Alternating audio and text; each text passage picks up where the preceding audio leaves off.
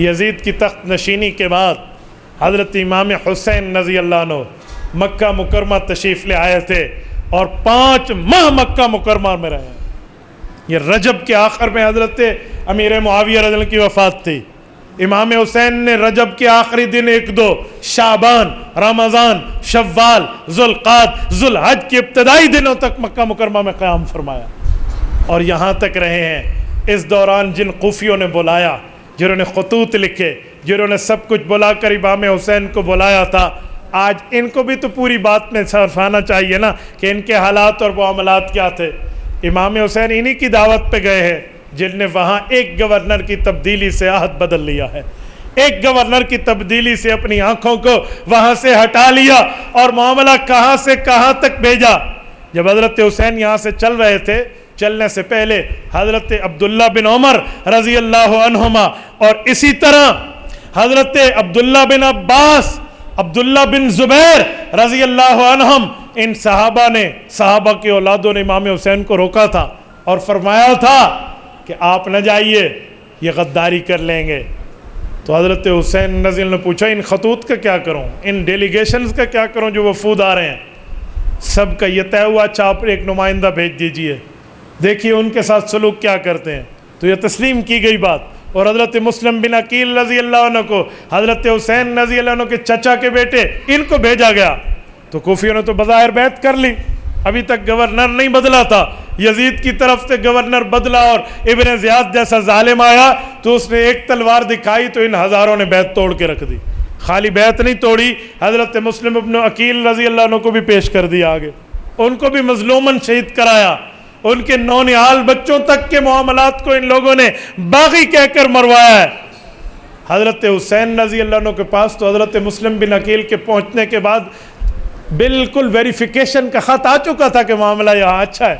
امام حسین چل پڑے ہیں، راستے میں اطلاع ہے کہ معاملہ ہے کیا. تو اب آل عقیل حضرت مسلم بن عقیل کے جو بیٹے ہیں اور ان کے جو بھائی ہیں، یہ سب نے کہا کہ ہم بدلہ لیے بغیر واپس نہیں جائیں گے. تو حضرت حسین رضی اللہ عنہ ان کے ساتھ گئے ہیں. جب وہاں پہنچے ہیں، ہور آتا ہے، عمر بن سعد آتا ہے، شمر آتا ہے، مختلف معاملات میں میٹنگز ہیں. آخر جب حضرت حسین رضی اللہ عنہ جب یہ بات پیش کی تھی کہ یا تو مجھے کسی سرحد پہ جانے دیں جہاد فی سبیل اللہ کے لیے، یہ میں مکہ سے آیا ہوں وہاں مجھے جانے دیں، یا مجھے یزید کے پاس جانے دیں کہ میں خود اپنا معاملہ اس سے نمٹ لوں گا. ابن زیاد کے پاس جب یہ شرطیں پہنچی تھی تو تاریخ کی کتب میں ہے کہ وہ راضی ہونے لگا تھا کہ جی بات تو ٹھیک ہے، معاملہ طے ہو جائے گا. لیکن شمر جیسے ملعون نے اس موقع پہ وہ کردار ادا کیا جو فرعون کے ساتھ حامان کیا کرتا تھا. کہتے ہیں فرعون بادشاہ تھا، حامان اس کا وزیر تھا. فرعون کہیں اپنی شیطانی میں کمی کرتا تو حامان اس کمی کو پورا کر دیتا کہ نہ جی نہ، آپ کے لیے ہے. جب موسیٰ علیہ السلام گزرے تھے نا بحیرہ کلزم سے اور پانی کا راستہ بنا ہوا تھا تو فرعون کو حامان نے دیکھا اور رکے نا تو فرعون نے کہا یہ تو پانی کراس کر گیا، اب کیا کریں گے. تو حامان نے کہا جی تواڈے واسطے تو راستہ بڑا ہے، آپ کے لیے تو بنا ہے، ڈالو گھوڑے کے پاؤں. پھر کیا ہوا تو دنیا نے منظر دیکھا نا، فغشیہم من الیم ما غشیہم. یہاں ابن زیاد ماننے لگا تھا، لیکن شمر نے کہا کہ اگر آج آپ کے ہاتھ سے بچ گیا تو پھر تو مسئلہ گیا نا، یہ پھر آ جائے گا. نہیں، اسے کہو یہ تیرے ہاتھ پر بیعت کرے. واہ کیا پھدی کا شوربہ. جس یزید کے ہاتھ پہ حضرت حسین بیعت کرنے کے لیے تیار نہیں ہے، اس کے بھیجے ہوئے گورنر کے ہاتھ پر بیعت کریں. یہ کیسے ہو سکتا تھا؟ تو میرے دوستو، اس کے جواب میں قتال ہوا ہے، اس کے جواب میں مظلوماً شہادت ہوئی ہے، اور اس کے جواب میں ظلم کی وہ داستان رقم ہوئی ہے جس کے لیے خدا کی قسم سینے میں پڑے ہوئے دل پانی ہو جائے. اگر پہاڑوں کے دل ہو تو وہ خون کے آنسو ہو جاتے. جس کے لیے اس ظلم کی داستان، یہاں شیر خوار بچوں تک کو نہیں بخشا گیا، یہاں شیر خوار بچوں کو نیزے کی انیوں پہ چڑھایا گیا، یہاں ان کی شہادت کے بعد ان کے لاشوں کو گھوڑوں کے سموں کے نیچے ڈالا گیا، اور یوں کیا گیا آل رسول کے ساتھ جو کسی قسم کا کوئی روا نہیں تھا.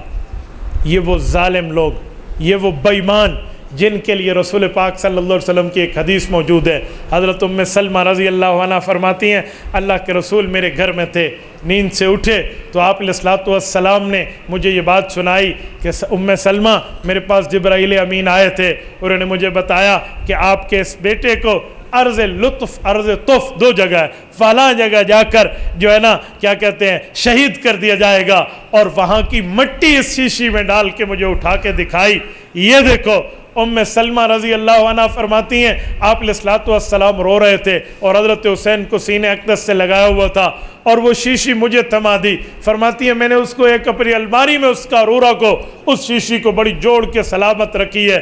ام سلمہ رضی اللہ عنہ زندہ تھی سن 61 ہجری میں، جس دن حضرت حسین شہید ہوئے ہیں تو وہ سرخ مٹی اس دن سرخی ہو چکی تھی، وہ رنگ بدل چکی ہے۔ اور میں یہاں ایک جملہ کہتا ہوں علماء کی موجودگی میں، اللہ کے رسول نے یہ شیشی اور کسی بیوی کو نہیں دی ہے، حضرت ام سلمہ کو دی تھی۔ بظاہر تو یہی سمجھ آتا ہے کہ رسول اللہ پہ کھول دیا گیا ہوگا کہ جب شہادت حسین کا وقت آئے گا تو آپ کی ازواج مطہرات دنیا سے باقی رخصت ہو چکی ہوں گی، ایک زندہ سلامت ام سلمہ موجود ہوگی، تو وہی موجود تھی نا۔ یہ شہادت کی پیشن گوئی تو پہلے سے آ چکی ہے۔ مجمع الزوائد میں امام حیثمی رحمۃ اللہ علیہ نے روایت ذکر کی ہے کہ حضرت علی المرتضیٰ رضی اللہ تعالیٰ عنہ نے اپنے ایک ساتھی کو صفین کی جگہ سے جاتے ہوئے راستے میں کربلا کی جگہ کے قریب اپنے بیٹے کی شہادت کی یہی حدیث سنائی تھی۔ تو یہ شہادت تو مقدر تھی، لیکن کس ظالم کے ہاتھ پہ یہ ظلم کا دھبا لگنا ہے، کس کے ماتھے پہ یہ داغ لگنا ہے، کن بے ایمانوں نے اپنے نام اعمال کو سیاہ کرنا ہے۔ بس اتنا خالی تھا جو ان کوفی بے ایمانوں نے اس ابن زیاد بے ایمان کے حکم پہ شمر اور باقیوں کے ساتھ مل کے اپنے منہ کو منہ کالا کرایا ہے۔ میرے دوستو، یہ شہادت بڑی دردناک اور دکھی ہے۔ میں یہاں ایک جملہ سمجھانے کے لیے کہتا ہوں، یہاں اہل بیت کے مکمل خاندان، سیدنا علی المرتضیٰ رضی اللہ عنہ کے 9 بیٹے، 72 تن اٹھائے نا، اس میں حضرت علی المرتضیٰ کے 9 بیٹے میدان کربلا کے شہید ہیں۔ محمد الاوسط ابن علی، ابو بکر ابن علی، عمر ابن علی، عثمان ابن علی، عباس ابن علی، جعفر ابن علی، عبداللہ ابن علی، عبیداللہ ابن علی اور حسین ابن علی رضی اللہ عنہم۔ یہ حضرت حسین 9 بھائیوں سمیت یہاں شہید ہیں، اور حضرت امام حسن کے 2 صاحبزادے یہاں شہید ہوئے ہیں، قاسم بن حسن اور ابو بکر بن حسن۔ یہ 2 حضرت حسین کے بھتیجے ہیں اور امام حسن رضی اللہ تعالیٰ عنہ کی اولاد ہیں، جو دونوں یہاں شہید ہوئے۔ حضرت حسین کے 3 بیٹے یہاں ساتھ ہیں، تینوں کا نام علی ہے۔ ایک کا نام علی اکبر ہے، ایک علی اوسط ہے، ایک علی اصغر ہے۔ علی اکبر بڑا ہے، علی اصغر چھوٹا ہے۔ بڑا اور چھوٹا یہ دونوں شہید ہیں۔ علی الاوسط جو درمیانے بیٹے ہیں یہ بیمار تھے، اپنی پھپھو جان حضرت زینب رضی اللہ عنہ کے پاس تھے اور خیموں میں تھے، رب نے ان کی زندگی رکھی تھی، جنہیں امام زین العابدین کہتے ہیں۔ یہ علی الاوسط ہے۔ یہ حضرت حسین رضی اللہ عنہ کے 2 بیٹے ہیں، یہ یہاں شہید ہیں۔ اور اسی طرح حضرت حسین کے 2 بھانجے ہیں، عبداللہ بن جعفر کے بیٹے، حضرت حسین کے یہ بھی چچا کے بیٹے ہیں۔ حضرت حسین کے 2 بھانجے، حضرت ام کلثوم کے 2 بیٹے۔ یہ ام کلثوم حضرت حسین کی وہ ہمشیرہ ہے جن کا پہلا نکاح حضرت عمر رضی اللہ عنہ سے حضرت علی نے کیا تھا، اور اس سے حضرت عمر کا بیٹا زید بن عمر پیدا ہوا تھا، اور حضرت عمر کی شہادت کے بعد اس خاتون کا نکاح عبداللہ بن جعفر سے ہوا ہے، اور حضرت عبداللہ بن جعفر حضرت علی کے بھتیجے، حضرت حسن کے، حضرت امام حسن اور حسین کے چچا زاد بھائی ہیں۔ ان سے بھی اس خاتون کے 2 بیٹے ہیں، عون بن عبداللہ، محمد بن عبداللہ۔ یہ دونوں حضرت حسین کے بھانجے اپنے ماموں کے ساتھ اس میدان کربلا میں شہید ہوئے۔ اور حضرت مسلم ابن عقیل جب گئے تھے اپنے ساتھ 2 شیرخوار بچے لے کر گئے تھے، لیکن محمد بن مسلم اور عبداللہ بن مسلم، اور ایک کا نام ہے عبداللہ بن سعید بن مسلم، یہ دونوں یا تینوں علی اختلاف روایات، یہ بھی جو حضرت مسلم بن عقیل کے بیٹے تھے اپنے چاچو کے ساتھ تھے، تو یہ بھی یہاں شہید ہوئے ہیں۔ اور میرے دوستو، تقریباً 21 افراد ہیں اہل بیت کے جو یہاں میدان کربلا کے شہید ہیں، 51 ان کے ساتھی ہیں، کل ملا کے یہ 72 تن بنتے ہیں۔ تبارك الذي نزل الفرقان على عبده ليكون للعالمين نذيرا